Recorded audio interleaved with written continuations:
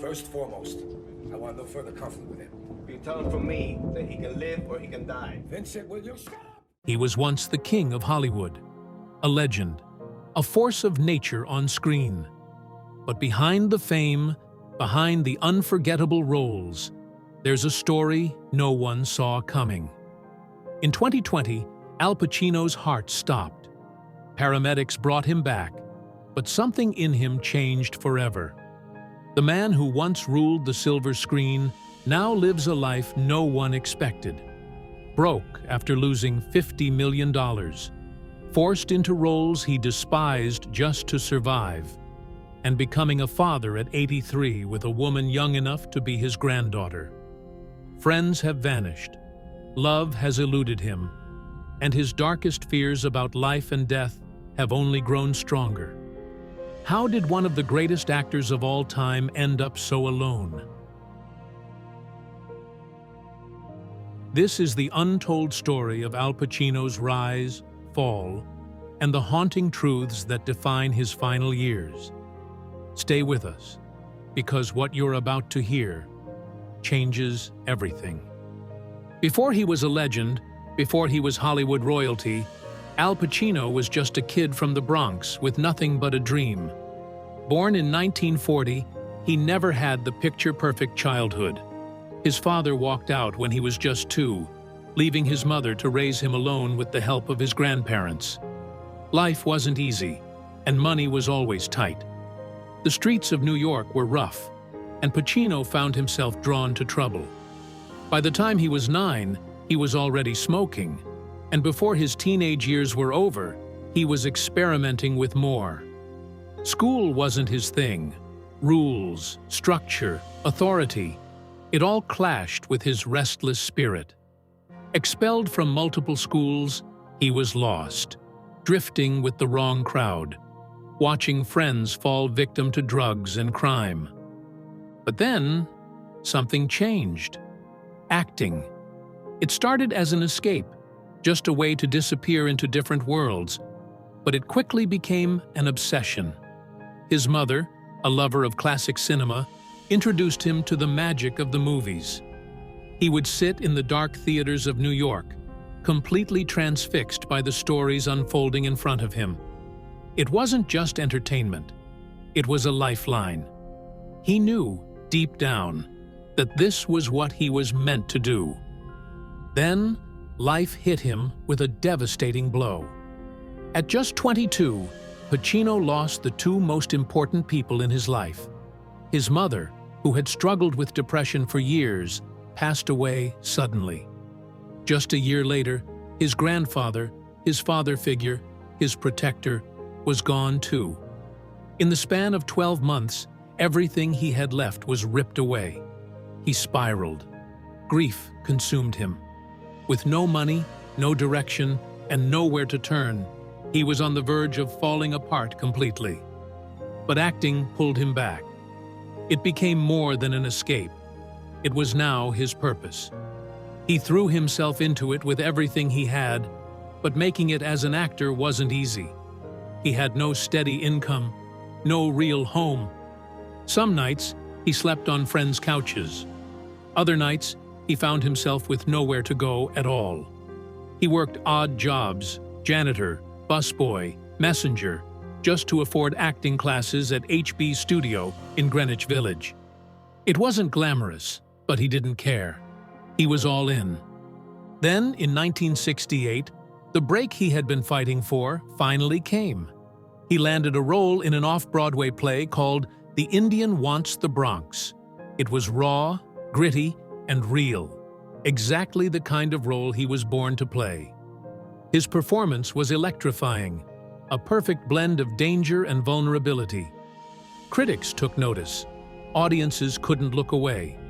And when the awards season rolled around, he won the Obie Award for Best Actor. But that wasn't the most important thing to come out of the play. That was the night he met Martin Bregman, the man who would change the course of his life forever.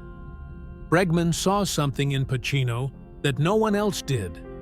He wasn't just another young actor, he was a force, a talent unlike any other. He took Pacino under his wing, becoming his manager, his guide through the brutal world of show business. The momentum didn't stop there. Just a year later, Pacino made his Broadway debut in Does a Tiger Wear a Necktie? It was another intense role, another chance to prove himself. And prove himself he did. He was magnetic, impossible to ignore. The industry took notice, and at just 29 years old, he won a Tony Award for Best Featured Actor in a Play. This was it. The doors to Hollywood were opening. But what no one knew yet was that this was only the beginning.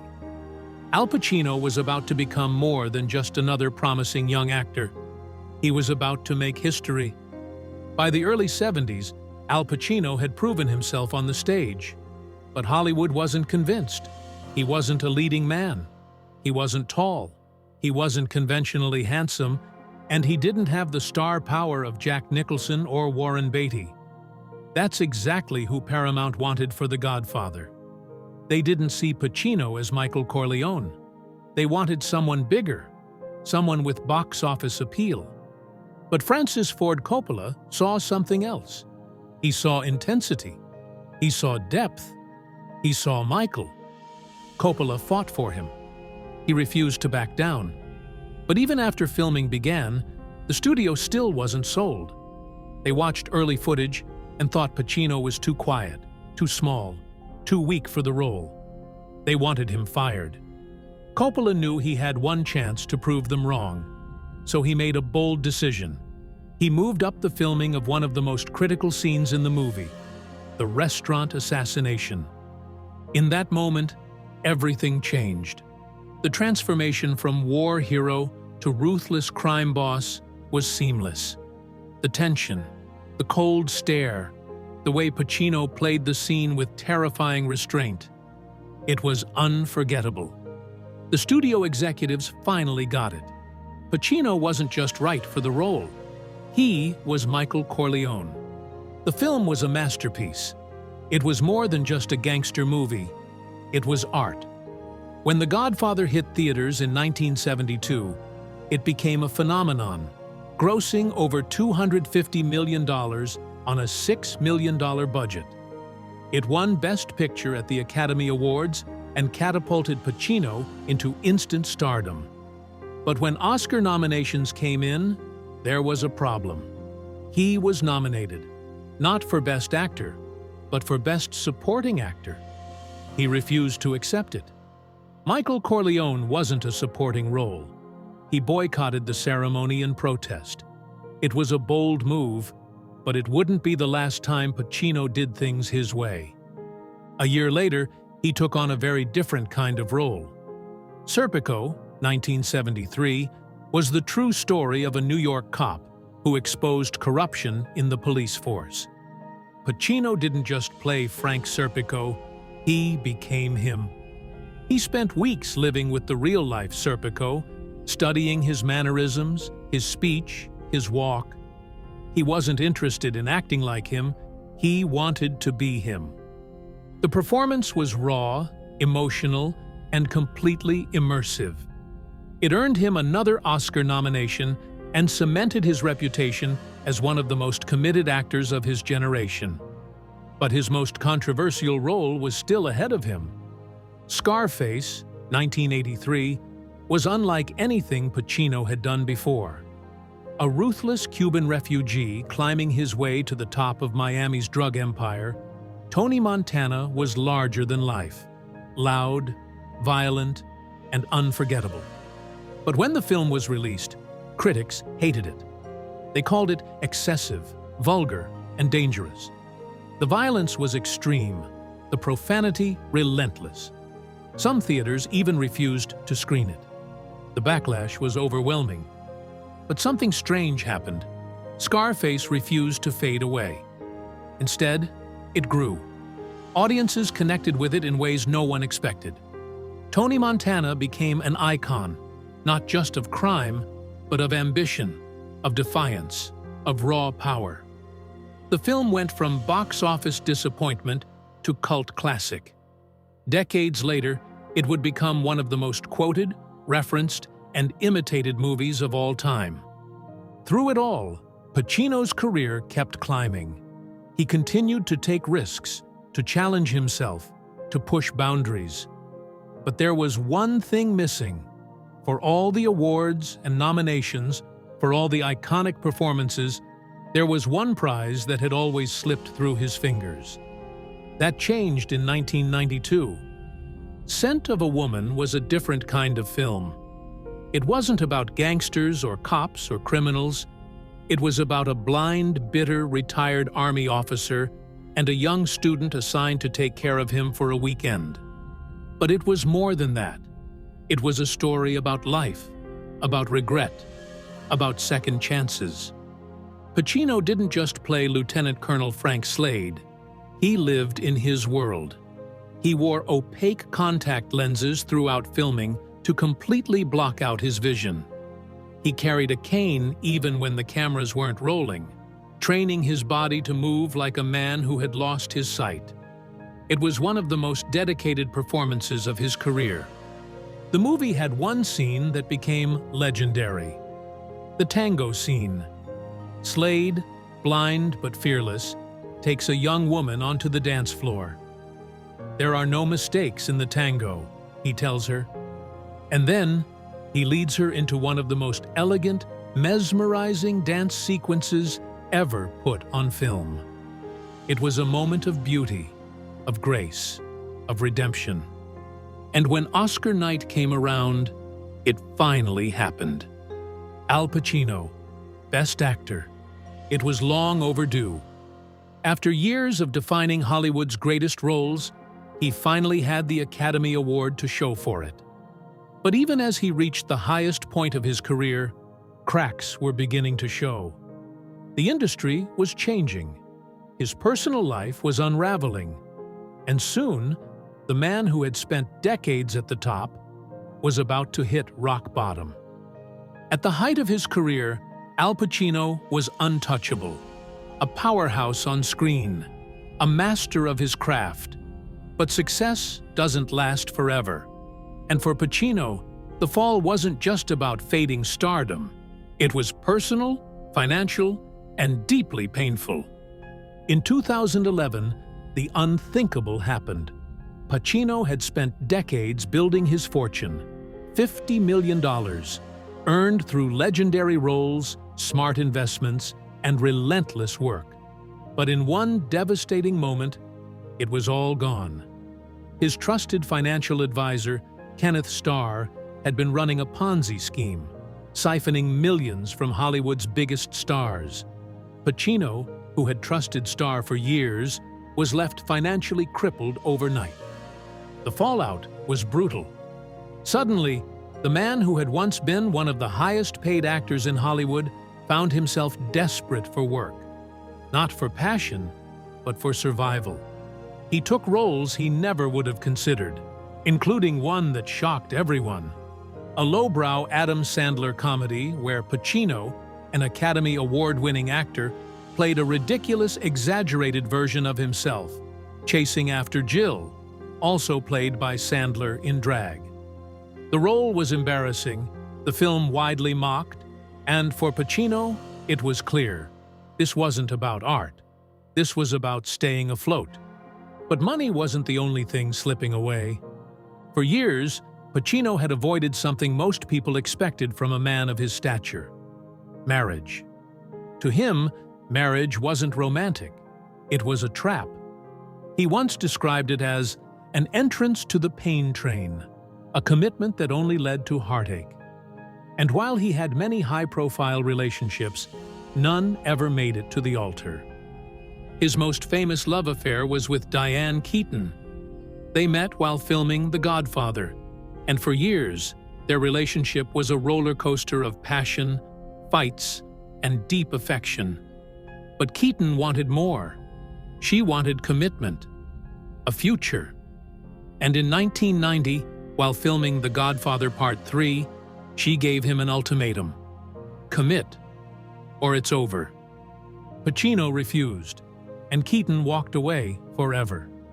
She later admitted that he was the love of her life. But love alone wasn't enough. Pacino, always the lone wolf, chose solitude over settling down. Instead of marriage, he had children, 4 in total, from different relationships.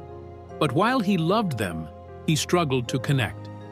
The same emotional distance that made him so compelling on screen also created barriers in his personal life. His eldest daughter, Julie Marie, was born in 1989 to acting coach Jan Tarrant. Years later, in 2001, he had twins, Anton James and Olivia Rose, with actress Beverly D'Angelo. But even with fatherhood, Pacino's life remained fragmented, a series of disconnected relationships and fleeting moments. And then, something happened that no one saw coming. In 2023, at the age of 83, Al Pacino became a father again. His girlfriend, Noor Al-Fala, a 29-year-old film producer, announced she was pregnant. The world was stunned. The 54-year age gap was shocking enough, but what came next was even more surreal. Pacino didn't believe the child was his. He was convinced it wasn't possible, and he demanded a paternity test. The results? Undeniable. The baby, Roman Pacino, was his. At a stage in life where most men are enjoying retirement, Pacino was once again changing diapers, facing sleepless nights, and adjusting to fatherhood. The irony wasn't lost on him. He had spent his whole life avoiding commitment, and now, in his final years, he was bound to something bigger than himself. Despite the shock and initial disbelief, he embraced his role as a father once more. Even though he and Noor weren't together romantically, he made it clear he would be there for his son. But the reality was unavoidable. He was 83. His time was limited. And as he looked back on a life filled with power, success, and legendary performances, one question haunted him. Had he sacrificed too much? His fortune was gone. His greatest love had left. And now, as he held his newborn son in his arms, he had to wonder, was it all worth it? Because for the first time in his life, Al Pacino wasn't just an actor or a legend. He was a man, reckoning with the choices that defined him. For decades, Al Pacino seemed unstoppable, a force of nature on screen, an untouchable icon in Hollywood. But in 2020, something happened that no role, no script, no amount of preparation could have ever prepared him for. His heart stopped. It happened at home. One moment, he was fine. The next, he collapsed. Paramedics rushed to his side, working frantically to bring him back. For a brief moment, Al Pacino was gone. But they revived him. His heart started beating again. His breath returned. But something inside him had changed forever. For most of his life, he had never thought much about death. He had played characters who faced it, cheated it, even controlled it. But for the first time, he felt it himself. He had always been a man of questions, a deep thinker. But this experience forced him to confront something bigger than he ever had before. What happens when it's all over? Where do we go? Is there anything waiting on the other side? And the answer he came to? Nothing. In interviews after the event, Pacino admitted that the experience shattered his belief in an afterlife. He had spent decades wrestling with faith, spirituality, and meaning. But now, he was convinced. When the lights go out, they don't turn back on. There was no grand reunion, no second act beyond this life. The thought both haunted him and freed him. And so, as he recovered, he did something he had never done before. He looked back. For years, Pacino had always focused on what was next. The next role, the next challenge, the next transformation. But now, legacy was all that mattered. What would he leave behind? What would people remember? He had dedicated his life to acting. But had it been enough? Because while he was still a legend, Hollywood had changed. The industry that once worshipped him had moved on. There was a time when directors fought to cast him, when his name alone could sell out theaters. Now, he was no longer the first choice. Roles that would have once been handed to him without question were now going to younger stars, fresher faces. The industry had grown colder, more distant, and Pacino, once Hollywood's most wanted man, was becoming an outsider. That didn't mean he stopped working. Even at 84, he refused to walk away. Acting wasn't just a job, it was his lifeline. It was the thing that kept him going. He stayed busy, taking on passion projects, but the golden age of his career had long since passed. He signed on to play a key role in Modigliani, a film directed by Johnny Depp, chronicling the life of the Italian artist Amedeo Modigliani. It was a film about a man misunderstood in his time, a man who spent his life searching for meaning in his art. A story Pacino could relate to all too well. Then came The Ritual, a horror film based on a true story about demonic exorcisms. It was a darker, riskier role, one that mirrored his own battle with mortality, his own fears of what lay ahead. But while the films kept coming, the truth was undeniable. Al Pacino was more alone than ever. The friends he had built his career with, John Cazale, Marlon Brando, James Caan, Philip Seymour Hoffman, were all gone. The lovers he had once held close had moved on.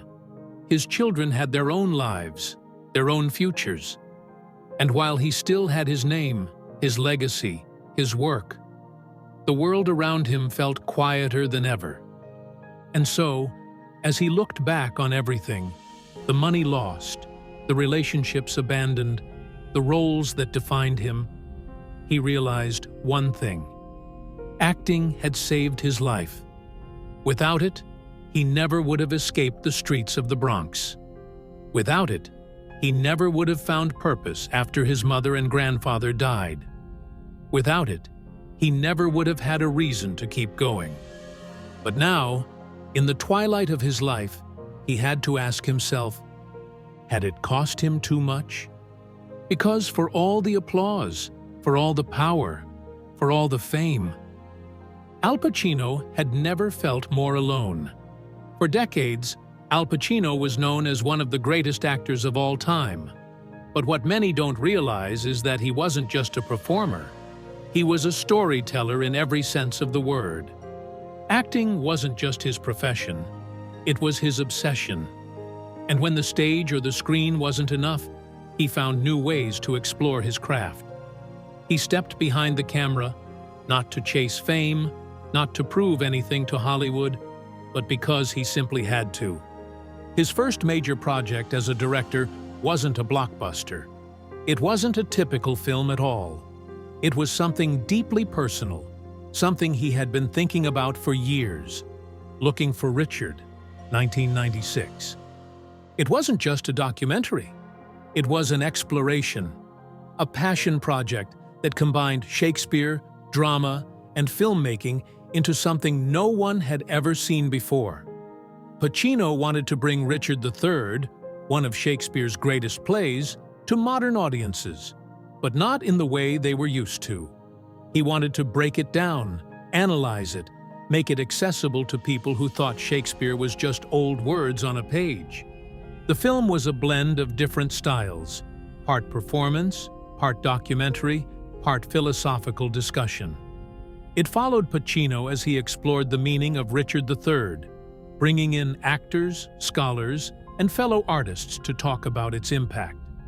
Big names like Alec Baldwin, Winona Ryder, and Kevin Spacey joined him in this creative experiment, mixing raw performances with candid behind-the-scenes moments.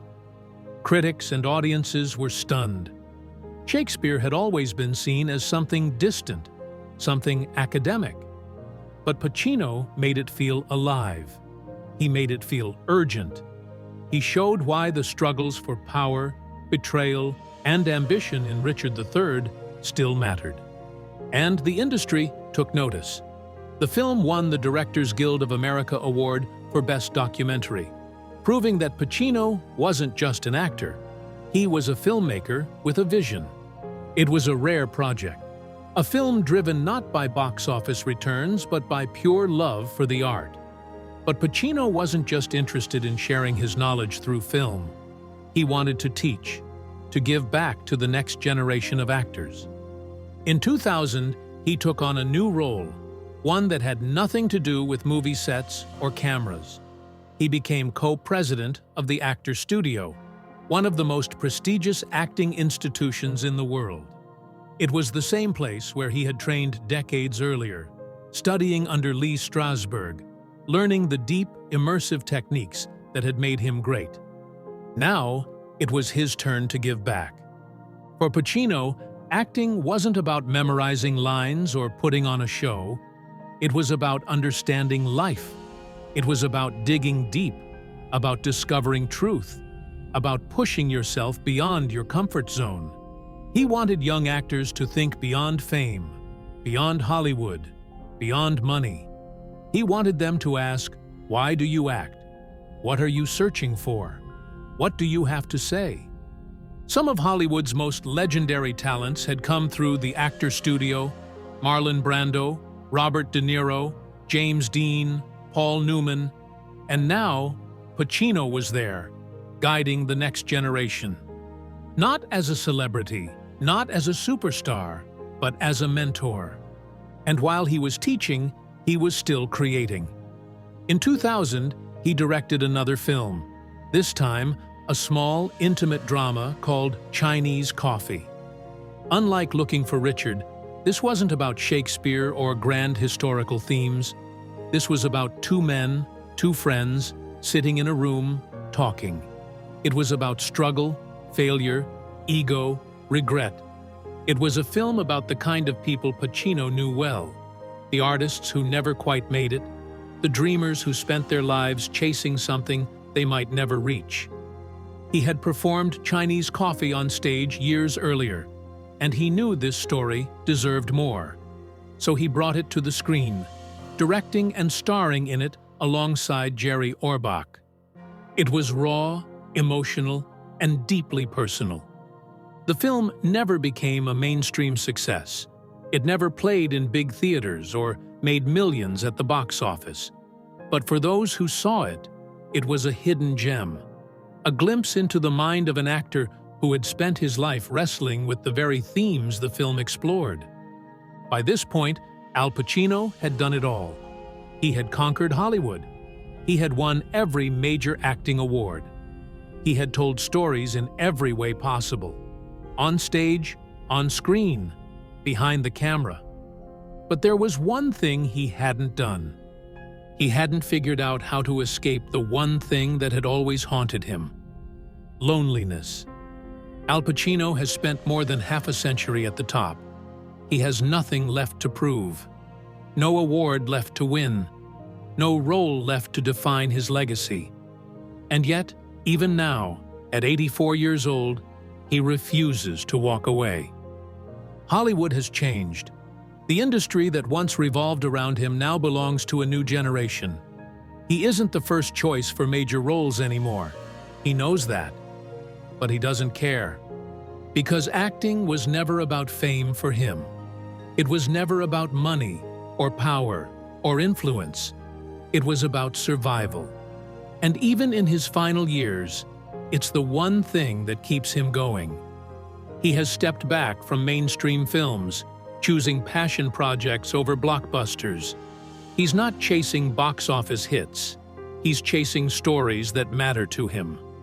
Films like Modigliani, where he explores the struggles of a misunderstood artist. Or The Ritual, a horror film that delves into the supernatural, mirroring his own fears about death and what comes after. He doesn't need to be in the spotlight anymore. He simply needs to create. Because that's who he is. Retirement? It's never been an option. When asked if he would ever stop acting, his answer was simple: What else would I do? But time catches up with everyone. And in recent years, Pacino has begun to confront something he avoided for most of his life: his own mortality. In 2020, after his near-death experience, everything changed. For years, he had wrestled with questions of faith, of what comes after. Now, he was certain. There is nothing. "I don't believe in an afterlife," he admitted. "When it's over, it's over." For a man who spent his life playing characters who fought against fate, against death, against the inevitable, coming to terms with his own ending has been the hardest role of all. Because for all his success, for all the films that will live on long after he's gone, Pacino knows one thing is missing: connection. Despite the millions he's made, despite the admiration of fans around the world, he has spent most of his life alone. He never married. He let love slip away. He poured everything into his craft. But at what cost? His greatest love, Diane Keaton, walked away when he couldn't commit. His friends, John Cazale, James Caan, Marlon Brando, are gone. His children, though he loves them, are growing up in a world where he will not always be present. And so, he is left with one final question. Was it all worth it? He has built an untouchable legacy. He has played some of the greatest roles in cinematic history. He has inspired generations of actors. But in the process, he sacrificed something far more valuable: a life beyond the screen. And that's the real story of Al Pacino. Not just the rise, not just the fall, but the cost of greatness, the price of ambition, the loneliness of a man who gave everything to his craft, only to find himself standing at the top, looking around, and realizing there's no one left standing beside him. The cameras will eventually stop rolling. The curtains will close. The applause will fade. And when that moment comes, what will Al Pacino have left? That's the question only he can answer. And maybe it's the question we should all ask ourselves. Al Pacino's name will live on forever. His performances, his presence, his legacy, they're etched into the history of cinema. But behind the unforgettable roles, behind the accolades and the applause, is a life marked by sacrifice. A journey that gave him everything and took just as much away. From Michael Corleone to Tony Montana to Frank Slade, he brought characters to life in ways no one else could. But was it worth it? Was the price of greatness too high? As Pacino himself once said, acting isn't about being famous. It's about exploring the human experience. And in doing so, he gave up parts of his own. Now, we leave the question to you. Did Al Pacino's relentless pursuit of his craft cost him too much? Was it a life well lived, or a life lost in the pursuit of art? Let us know what you think in the comments below. And as always, thanks for watching.